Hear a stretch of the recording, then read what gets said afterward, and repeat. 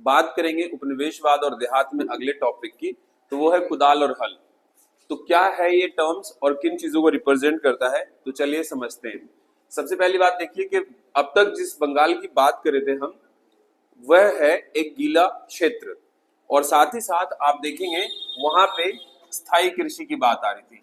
लेकिन अब हम जिन क्षेत्रों की बात कर रहे हैं वह है शुष्क क्षेत्र, सूखा क्षेत्र, और यहाँ पे झूम कृषि होती है। झूम कृषि आप जानते ही हैं, पहाड़ी लोग या आदिवासी लोग करते हैं। एक बार जंगलों को सफाया करते हैं और उसके पश्चात जंगलों को जना करके जो भी जंगल की झाड़ियां या लकड़ियां इत्यादि होती है उससे पोटाश बनाते हैं और उसे वहीं की जमीन में मिला देते हैं, और इस तरीके से वहां पे कृषि करते हैं कुछ वर्षों तक, 4 वर्ष 5 वर्ष, जब तक कृषि अच्छी है। एक बार अगर थोड़ी सी उर्वरता कम हो जाती है तो फिर उस जमीन को वो कुछ वर्षों के लिए खाली छोड़ देते हैं, परती छोड़ देते हैं, फिर आगे वो सेम प्रक्रिया करते हैं। तो इसी को झूम कृषि कहा जाता है। तो ये इलाका आता है राजमहल की पहाड़ियों वाले क्षेत्र में, यानी कि वर्तमान में बिहार के भागलपुर वाले क्षेत्र में। ठीक है, काफी आदिवासी वाला क्षेत्र है ये, और यहाँ जंगल, केवल जंगल था, और जब जंगल है तो वहां के लोग चारागाह पे निर्भर करेंगे, पशु पालन करेंगे। तो बात करते हैं राजमहल की पहाड़ियों में।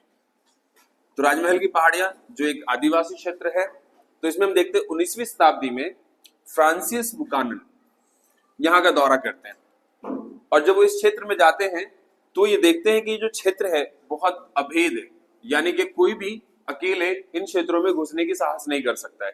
कोई यात्री तो डर से ही नहीं जाता था। तो आप समझ सकते हैं कि जंगल अपने आप में कितना ज्यादा मुसीबतों से भरा हुआ था और कितना ज्यादा परेशानियों से भरा हुआ था, और लोग कितना डरते थे इन क्षेत्रों में प्रवेश करने से। काफी खतरनाक इलाका माना जाता है ये। यात्री अकेले सफर नहीं करते थे, अगर उन्हें सफर करने की जरूरत भी है तो कहीं ना कहीं वो किसी आदिवासी से या जंगलवासी से या पहाड़ी लोगों से मदद मांगते थे। बदले में उन्हें कुछ पैसा देना होता था, कुछ पेशगी देनी होती थी। फिर उस पहाड़ी लोगों के जो सरदार होते थे, कबीले के जो सरदार होते थे, उनकी मदद करते थे आगे जंगल में सफर करने में। ठीक है, तो अक्सर ये पहाड़ी लोग ये देखते थे, पहाड़ी लोगों का ये मानना था, गोरे लोगों को ये अपना शत्रु समझते थे और देखते थे कि उनका व्यवहार भी शत्रुतापूर्ण है। जब कभी वो जंगल में आते थे, यहाँ तक खुद स्वयं फ्रांसिस बुकानन बताता है कि जब मैं जंगल में जाता था तो ग्रामीण लोग या पहाड़ी लोग जो थे वो जंगलों को छोड़ के भाग जाते थे, अपने घरों को छोड़ के भाग जाते थे। वो इतना ज्यादा अंग्रेजों से भयभीत होते थे, शायद उन्हें उनका आना एक तरीके से शत्रुतापूर्ण लगता था, उन्हें वो अपना शत्रु समझते थे। ये पहाड़िया लोग जो थे राजमहल की पहाड़ी क्षेत्रों में के आसपास, भागलपुर के आसपास वाले क्षेत्र में रहते थे, झूम खेती करते थे। झूम खेती अभी भी मैंने जस्ट आपको ऊपर एक्सप्लेन किया है कि क्या होता है झूम खेती। ये अपने कुदाल से जमीन को थोड़ा बहुत खुरच लेते थे। ठीक है, जो सबसे पहले ये जंगलों का सफाया करते थे और उन लकड़ियों को जलाते थे। जलाने के बाद जो उससे बनी राख होती थी, पोटाश, उसको वहीं की जमीनों में मिला देते थे कुदाल से खरोच कर, और फिर वहां पे कृषि योग्य भूमि बन जाता था और वहां वो कृषि करते थे, है ना। तो एक बार अच्छी कृषि होने के बाद, साल दर साल, 2 साल 4 साल के बाद, जब मृदा की उर्वरता थोड़ी कम हो जाती थी तो वो उसे कुछ वर्षों के लिए परती छोड़ देते थे, फिर सेम प्रक्रिया वो आगे करते थे। इनका मुख्य कार्य महुआ के फूल इकट्ठा करना, रेशम का कोया, काठ कोयला, लकड़ी का कोयला, और अच्छी इमारती लकड़ियां या अन्य प्रकार की लकड़ियों को इकट्ठा करते थे, और ये वहां आने वाले कंपनी या अन्य प्रकार के शिकारियों को ये चीजें बेचते थे, बदले में उनसे अन्य चीजें प्राप्त करते थे। बाहरी लोगों के प्रवेश इन्हें बिल्कुल भी पसंद नहीं था, ये इनका प्रतिरोध करते थे। ये कहते थे कि ये पूरा का पूरा क्षेत्र जो है, ये पूरा का पूरा जंगल क्षेत्र जो है, ये हमारा घर है और हम यहाँ पे फ्री तौर से, खुले तौर से विचरण करेंगे। ठीक है, ये इमली के पेड़ के पास घर बनाते थे, आराम से वहां बैठते थे छांव में। शिकार करना, पशुपालन करना, झूम खेती करना इनका मुख्य व्यवसाय था। कुछ ऐसी जंगल से जुड़ी वस्तुएं थी जिनको ये एकत्रित करते थे और आगे वो बेचते थे। कभी कभी ये लोग उन दिनों में, जिन दिनों में इनकी पैदावार सही नहीं होती थी अथवा अकाल के दिन होते थे, उन दिनों में ये जंगल से बाहर निकल करके ग्रामीण क्षेत्रों के किसानों पर आक्रमण कर देते थे, उनके फसल, उनके पशु इत्यादि चुरा लेते थे या छीन लेते थे। जमींदार भी इनसे खुश नहीं थे, इन्होंने जमींदारों के नाक में भी दम कर रखा था। जमींदारों के इनसे शांति पाने के लिए जमींदारों को भी खिराज देना पड़ता था शांति बनाए रखने के लिए। ठीक है, बहुत सारे जो इनके पहाड़िया लोगों के जो चीफ थे, जो मुखिया थे, उनसे इन्होंने शांति समझौता किया था और उन्हें खिराज देकर के शांति बनाए रखने के लिए कहा जाता था। और ये कहा जाता था कि तुम अपने व्यक्तियों से बोलो कि शांति बनाए रखें और अपनी मनमर्जी ना करें। लेकिन इतना ये काफी ज्यादा सशक्त या सही साबित नहीं हुआ, बार बार ऐसे हिंसाएं देखने को मिली है। यहाँ तक कि ये व्यापारियों से भी पथ कर लिया करते थे, जो व्यापारी इन जंगलों के रास्तों से आया जाया करते थे उनसे भी एक प्रकार का ये टैक्स लेते थे। ठीक है, और बदले में उन्हें सुरक्षा देते थे जो भी कबीले के सरदार होते थे। अंत में कंपनी ने यह फैसला लिया कि भैया जंगलों को साफ कराया जाएगा, क्योंकि कंपनी के लोग या अंग्रेज लोग इन्हें बर्बर, असभ्य, लुटेरा इत्यादि समझते थे और ये सोचते थे कि खाम में जंगलों को घेर रखें, तो कहीं ना कहीं जंगलों का सफाया करो। जंगलों का सफाया करेंगे तो पैदावार का क्षेत्र बढ़ेगा, पैदावार का क्षेत्र बढ़ेगा तो हमें राजस्व मिलेगा, हमें टैक्स मिलेगा, लगान मिलेगा। तो इसीलिए ईस्ट इंडिया कंपनी ने इनको हटाने का फैसला किया। लेकिन ये फैसला और ज्यादा गलत साबित हुआ, क्योंकि 1770 में ईस्ट इंडिया कंपनी ने जो पहाड़ी लोगों पे क्रूरता अपनाया है, जो एक तरीके से उनको खत्म करने की कोशिश किया है, उनके प्रति जो नरसंहार किया था, इस वजह से ये जो अपने आप में जो ज्वाला है, अपने आप में जो ये युद्ध है द्विपक्षीय पहाड़ी लोगों में और कंपनी में, और ज्यादा भड़क गया था। इससे परेशान होकर के 1780 में भागलपुर के कलेक्टर क्लीवलैंड ने एक शांति की स्थापना की। शांति की स्थापना की, बदले में इन्हें वार्षिक भत्ता देने का तय किया गया। ये कहा गया कि जो भी कबीले के सरदार हैं या मुखिया हैं उन्हें एक वार्षिक भत्ता दी जाएगी। शर्त यह है कि अपने व्यक्तियों को संभाल के रखेंगे, किसी प्रकार की बर्बरता, किसी प्रकार की असभ्यता या किसी प्रकार की हिंसा नहीं करेंगे। लेकिन ये भी कामयाब नहीं हुआ। अब हम देखते हैं इन्हीं दिनों में जब ईस्ट इंडिया कंपनी में और पहाड़ी लोगों में छुटकर लड़ाइयां, युद्ध या हिंसाएं हो रही थी, तभी संथालों का आगमन होता है इन क्षेत्रों में, पहाड़ी क्षेत्रों में। संथाल बड़ी तेजी से आगे बढ़े और इन पहाड़ी क्षेत्रों पे पहाड़िया क्षेत्र के जंगलों पे अपना कब्जा करना शुरू किया। और कब्जा करने के उपरांत, चूंकि इनके पास हल थे, ये ज्यादा अच्छा फसल उगाते थे और कहीं ना कहीं पहाड़ी लोगों की जमीनों को कब्जा करने लग गए और तरह तरह के फसल उगाने लग गए और लगातार आगे बढ़ते रहे। ऐसे में हम देखते हैं कि ये पहाड़ी लोग और संथाली लोगों में बहुत लंबे समय तक युद्ध चला है। और यहाँ पे आप देखोगे जो टर्म है कुदाल, वो पहाड़ी लोगों के लिए है, और जो टर्म है हल, जो शब्द हल लिया गया है, वो सांथाली लोगों के लिए लिया गया है। और ये आगे के टॉपिक में हम देखेंगे कि किस तरीके से ये हल और कुदाल की लड़ाई आगे चलेगी। उपनिवेशवाद और देहात से अगला हमारा टॉपिक है संथाल। संथाल यानी कि अगला बशिंदे या अगुआ बसिंदे। पिछला बसिंदे कौन थे? पहाड़िया लोग। तो चलिए बात करते हैं। तो 1810 के अंत में बुकानन गुंजरिया नामक एक पहाड़ है और गंजुरिया, जहां वो यात्रा करते हैं। और यात्रा करने के बाद वो ये देखते हैं कि राजमहल श्रृंखला में ये गंजुरिया पहाड़ है। ठीक है, वहां यात्रा करने के पश्चात ये देखते हैं कि वहां संथाल लोगों ने जंगलों को बिल्कुल साफ कर दिया है। हालांकि कुछ पहाड़ी जमीनें भी है, लेकिन फिर भी उन सबको साफ करके खेती शुरू कर चुके थे। और बुकानन के अनुसार कृषि बेहद अच्छी थी।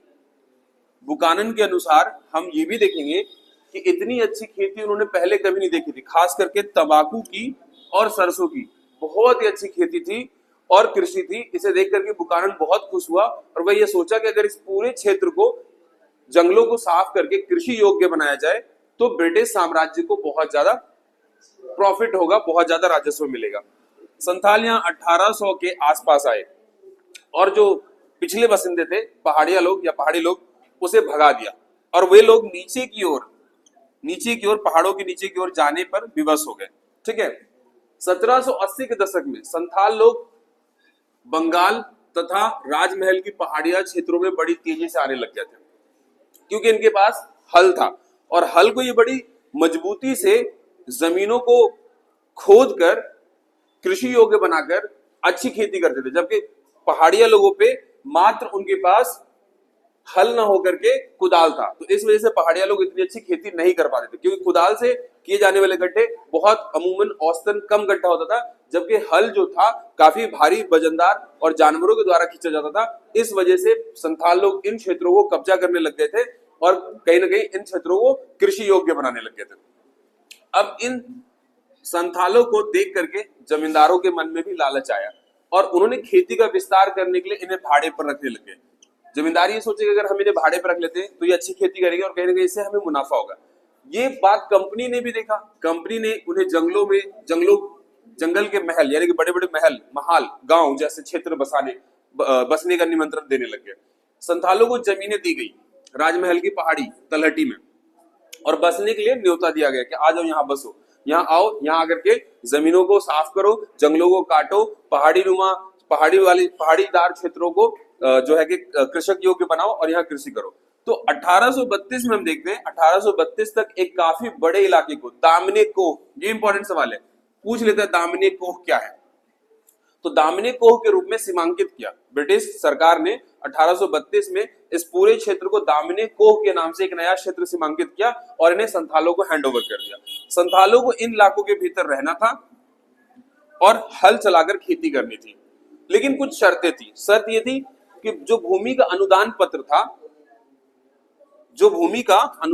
था, एग्रीमेंट था, उसके अनुसार शर्त ये थी कि कम से कम 10वें भाग को साफ करना है और शुरू के 10 वर्षों में उसके ऊपर भीतर खेती शुरू कर देनी है। तो अभी इस तरीके से ये शर्तें रखी गई थी संथालों के साथ। और चलते हैं आगे की तरफ। आगे हम बात करेंगे किस तरीके से दामने कोह में अन्य घटनाएं घटी है। तो संथालों का आगमन हुआ है और दामने कोह बनाया गया है, ये तो हमने चर्चा कर लिया। अब इस पूरे क्षेत्र का ब्रिटिश साम्राज्य ने सर्वेक्षण कराया। सर्वेक्षण कराना उनके लिए जरूरी था क्योंकि वो भूमि का मापन रखना चाहते थे जिससे उनके राजस्व का अंदाजा लग सके। तो उन्होंने सर्वेक्षण करा करके उस पूरे क्षेत्र का नक्शा तैयार करवा लिया। पहला काम उन्होंने ये किया, इसके चारों ओर खंभे गड़वा दिए, यानी कि इसके चारों ओर खंभे गड़वा करके फेंसिंग करवा दिया और परिसीमा निर्धारित कर दी गई ताकि इससे ये पता चले कि राजस्व कितना निश्चित होगा। दामने कोह की सीमांकन के बाद संथालों की बस्तियां बड़ी तेजी से बढ़ने लगी क्योंकि संथाल अक्सर एक परमानेंट स्थान की खोज के लिए अच्छी कृषि के लायक जमीन की खोज में हमेशा भटकते रहते। लेकिन संथालों को यहाँ आकर के यह जो उनका खोज था खत्म हो चुका था क्योंकि यहाँ उन्हें अच्छी कृषि योग्य जमीनें मिल चुकी थी। इस वजह से संथालों की बस्तियों में बड़ी तेजी से वृद्धि हुआ था। हम देखते हैं 1838 में जहां पे संथालों की गांवों की संख्या मात्र 40 थी, 1851 आते आते 1473 गांव हो चुके थे।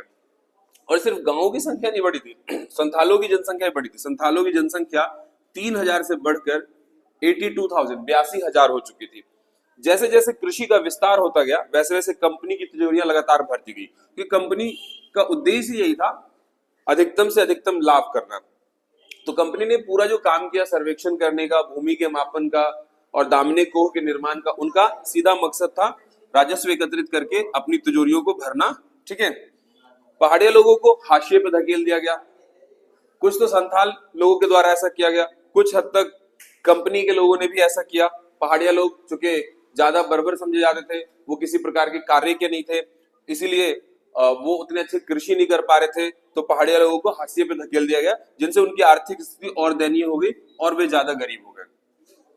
संथाल लोग अपने खानाबदोश जीवन जीते थे, लेकिन जैसा कि मैंने बताया यहाँ आकर के दामने कोह में इनका ये जो खानाबदोशी का जीवन था ये खत्म हो चुका था क्योंकि अब इन्हें एक परमानेंट ऐसी भूमि का टुकड़ा मिल गया था जहां पे वे टिक करके लंबे समय तक स्थायी तौर पर कृषि कर सकते थे। तो इसीलिए अब वे एक जगह बसने लग गए और रहने लग गए और वाणिज्यिक कृषि करने लग गए कंपनी के लिए। ठीक है, और इस प्रकार के वाणिज्यिक फसलों की खेती करने लग गए।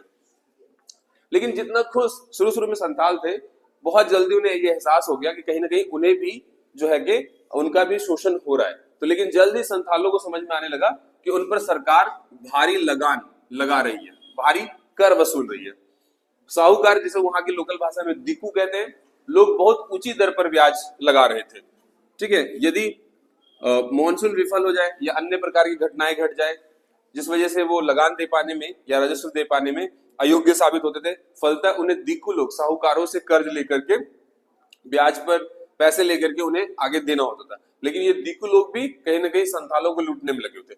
दूसरी ओर जमींदार लोग दामिन इलाके पर अपना कब्जा, अपना नियंत्रण चाहते थे और दावा कर रहे थे।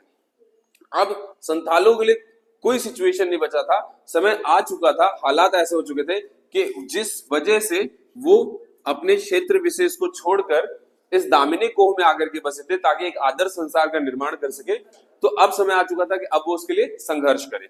तो जहां उन्हें जमींदार, साहूकार और उपनिवेशिक लुटेरे जैसे लोगों से छुटकारा मिल जाए, तो इसलिए उन्होंने विद्रोह करने की सोची। तो आप देखते हैं 1855 से 56 में संथाल विद्रोह हुआ है बड़े पैमाने पे, और इस संथाल विद्रोह ने अंग्रेजों के एक तरीके से बड़े पैमाने पे इस विद्रोह ने अंग्रेजों को एक तरीके से अंग्रेजों के कान खड़े कर दिए, और कहीं ना कहीं तब जाकर के बड़े पैमाने पे इस विद्रोह को कुचलने के लिए कंपनी ने बहुत बड़े सैन्य बल का प्रयोग किया। इसमें बहुत सारे संथाल मारे गए, कुछ लोगों को कैद किया गया, उनके गांवों को जला दिया गया। इस प्रकार की घटनाएं घटी है। अंततः सरकार जो है, अंग्रेज सरकार परेशान होकर के 5500 वर्ग मील का क्षेत्र लेकर भागलपुर और बीरभूम जिले से, दो जिलों को लिया उन्होंने। पहला था भागलपुर, दूसरा था बीरभूम। ये दो जिलों से कुछ खास क्षेत्रों को लेकर के, जिसका एरिया तकरीबन 5500 वर्ग मील था, लेकर के एक पर्टिकुलर एरिया बना दिया। और ये जो है ऐसा इसलिए किया गया ताकि संथाल जो है वो संतुष्ट हो जाए और इस प्रकार के छिटपुट जो विद्रोह चले आ रहे थे वो समाप्त हो जाए। तो बात करेंगे अगले टॉपिक के बारे में। बात करेंगे आज हम बुकानन के बारे में, जो जिसे मैंने अंग्रेजों का तोता बताया है। तो बुकानन का काम क्या था, देखिए। तो फ्रांसिस बुकानन जो था एक ब्रिटिश कर्मचारी था। ब्रिटिश उसे सैलरी देती थी, ब्रिटिश का पूरी तरीके से वो कार्य करता था। उसका मुख्य कार्य ये था चीजों का निरीक्षण करना। जब भी वो कहीं जाता था तो उसके साथ नक्शा नवीसों का पूरा टीम जाता था, सर्वेक्षकों का टीम जाता था, और बहुत सारे कूली खलासी जो उसकी पालकी इत्यादि उठाते थे। तो इस प्रकार से वो बहुत सारे लोगों के साथ जाता था। सारा का सारा खर्च ईस्ट इंडिया कंपनी उठाती थी। साथ ही साथ साफ हिदायत थी बुकानन को कि जो हम कह रहे हैं वही तुम्हें लिखना है, जैसे कि क्या देखना है, क्या ढूंढना है, क्या खोजना है और क्या लिखना था। तो बुकानन, इसीलिए मैं बता रहा हूं आपको कि बुकानन पूरी तरीके से ईस्ट इंडिया कंपनी का तोता था। बुकानन प्रेक्षण का असाधारण शक्ति था। ये बात भी है कि बुकानन भले ही तोता था लेकिन प्रेक्षण करने की बहुत ज्यादा शक्ति थी। वो किसी भी चीज को देखते ही समझ जाता था कि उसका प्रयोग किस चीज के लिए किया जा सकता है और किस तरीके से हम ईस्ट इंडिया कंपनी को उसका फायदा पहुंचा सकते हैं। उसके अंदर जो असाधारण शक्तियां थी, जैसे मूल्यवान पत्थर पहचानने की कला थी उसके अंदर, चट्टान किस प्रकार के हैं, वो किस प्रयोग में लाया सकता है, लौह खनिज के बारे में से काफी जानकारी थी, अपरक, ग्रेनाइट यानी कि उसे साथ ही साथ धातु अधातु का भी अच्छा ज्ञान था। नमक बनाने की देसी विधि क्या थी यह भी वो जुटा रहा था। कच्चा लोहा कैसे यहाँ के लोग निकालते थे, तो ये सारी की सारी चीजें जो है तोता अपने मालिक तक लेकर के जाता था। इतना ही नहीं, बुकानन यह भी बताता था किन चीजों को फेर बदल करके किन पेड़ों को काटा जा सकता था, उन पेड़ों की जगह नया पेड़ कौन से लगाए जा सकते थे, किन खेतों को किस प्रकार से बदला जा सकता था, किन किन जंगलों को साफ करके कृषि योग्य बनाया जा सकता था। तो इसी तरीके से बुकानन का ये मुख्य कार्य था। ठीक है, अब आगे बात करेंगे हम देहात में विद्रोह। तो अभी तक तो हमने बंगाल के बारे में देख लिया। अब हम बात करेंगे बंबई वाले क्षेत्र में, बंबई और दक्कन वाले क्षेत्र में। तो यहाँ पे लेखा और बहियां जला दी गई है। तो लेखा बही क्या होता है, ऋणबंध, जो वहां के साहूकार या ऋणदाता किसानों को ऋण देते थे, बदले में उनकी जमीनें, जायदाद, प्रॉपर्टी, संपत्ति को ऊपर कब्जा कर लेते थे। तो कहीं ना कहीं लोगों के अंदर काफी ज्यादा क्रोध देखने को मिला है। और एक ऐसा समय आया 12 मई 1875 को, 1857 का विद्रोह तो देखे ही है, जब ईस्ट इंडिया कंपनी पूरी तरीके से हिल गया था, लेकिन ये उसके बाद का है। 12 मई 1875 को बंबई के ग्रामीण इलाकों में रैयत जो थे साहूकारों के खाते, बही, ऋण संबंधी डॉक्यूमेंट जलाने लग गए थे। दुकानें लूट ली गई थी, साहूकारों के घरों को जला दिया गया था। साहूकार मजबूर हो गए थे गांव को छोड़कर के भागने के लिए।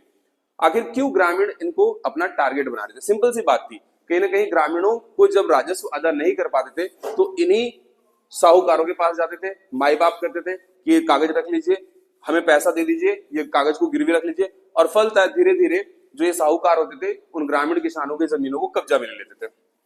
तो कहीं ना कहीं 1875 में वो क्रोध निकला और दुकानों को लूट लिया गया, साहूकारों के घर जला दिए गए।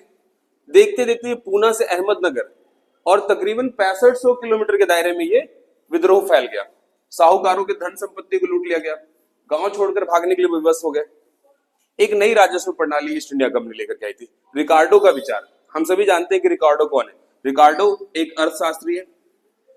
तो इस अर्थशास्त्री का जो विचारधारा था कि औसत लगान से अधिक प्राप्ति हो तो सरकार को अधिशेष यानी कि वो बढ़ा हुआ इनकम प्राप्त करने का अधिकार होना चाहिए।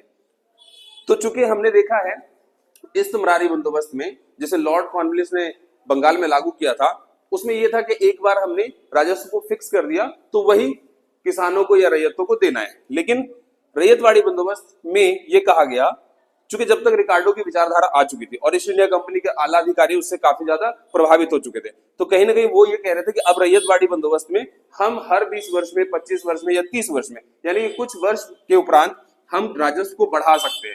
और रैयतवाड़ी बंदोबस्त में सीधे रैयत का अर्थ होता है सीधा किसान, यानी कि अब वो सीधा किसान जो किसानों से टैक्स लेते थे, राजस्व लेते थे। और इतना ही नहीं, बढ़ती हुई आय की स्थिति में वो लगातार 20-30 वर्षों में राजस्व का आकलन करके सर्वेक्षण करने के बाद वो कहीं ना कहीं राजस्व के लगान की मात्रा को बढ़ा देते थे और ये एक बढ़ा हुआ बोझ होता था किसानों के ऊपर। तो कहीं ना कहीं ये जो विद्रोह है फलता इसी का कारण है। तो बात करेंगे अगले टॉपिक की।